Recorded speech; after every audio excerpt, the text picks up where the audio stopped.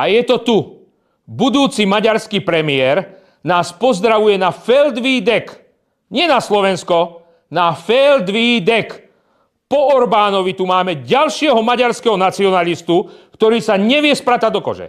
A ukazuje sa, že pripojenie južných území Slovenska k Maďarsku je stále prvoradým cieľom maďarskej politiky. Už by sa v tom Maďarsku mohli spamätať.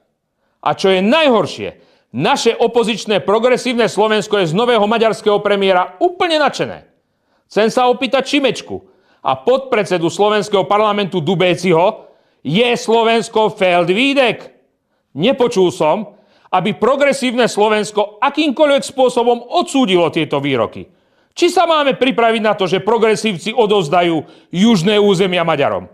Slováci, je čas pripraviť sa. Ak si nepomôžeme sami, ani NATO nám nepomôže.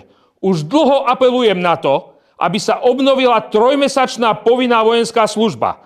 Chcem, aby Slovensko ostalo slovenským aj o 10 rokov. Musíme byť silní a musíme sa vedieť brániť.